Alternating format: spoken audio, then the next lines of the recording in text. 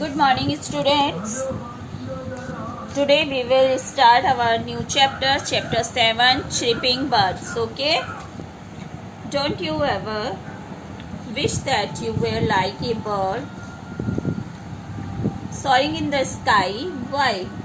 Do you think birds can fly and we cannot? कभी आपने सोचा है कि अगर आप बर्ड होते तो हवा में कैसे उड़ पाते, है ना? या कभी आपने ये सोचा है कि बर्ड्स हवा में कैसे उड़ती हैं? Most birds can fly. Birds have a very strong heart and an efficient way of breathing. These are necessary for birds to fly. Birds also use a lot of energy while flying. बहुत सारी birds हवा में उड़ती हैं. Birds को उड़ने के लिए उनका हार्ट बहुत स्ट्रॉन्ग होना चाहिए और ब्रीथिंग भी उनकी अच्छी होनी चाहिए. बर्ड्स उड़ने के लिए अपनी सारी एनर्जी लगा देती हैं.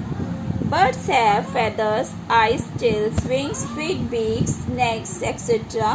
There is a little difference between feathers and wings. Wings help a bird to fly and feathers give a birds its shape. The newborn baby bird has no feathers. When it is blind, the parents look after the babies. After some days, feathers grow in baby birds. They soon learn how to fly. After learning to fly, they leave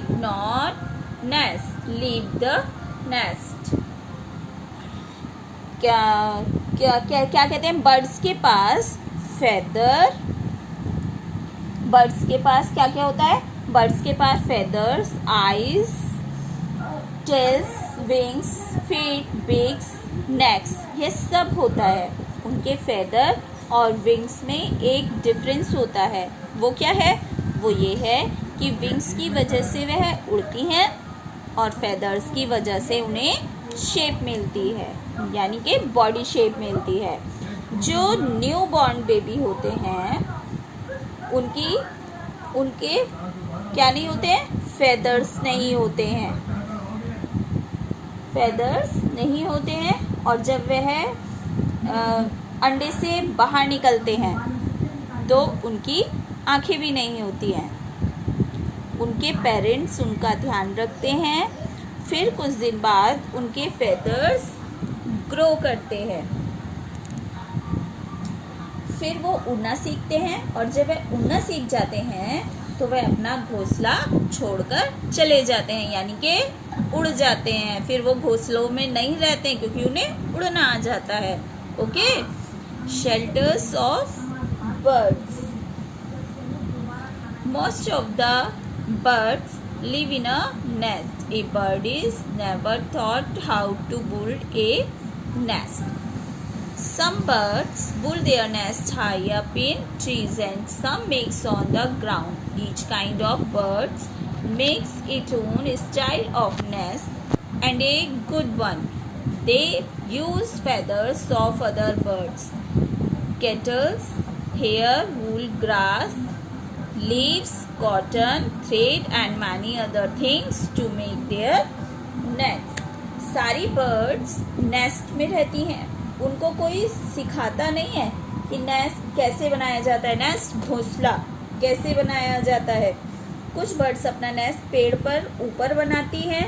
देखा होगा ना आपने कि ऊपर ऊंचाई पे जो सबसे ऊंची वाली शाखा होती है ना, टहनी होती है, उस पे बनाए रखती हैं ना, अलग अलग शेप में बनाए रखती हैं. और कुछ बर्ड्स अपना नेस्ट पेड़ पर ऊपर बनाती हैं तो कुछ ग्राउंड्स में बनाती हैं, जैसे घरों में बना देती हैं. कहीं भी कोई खाली पड़ा है, कहीं मकान, उसमें बना देती हैं, है ना.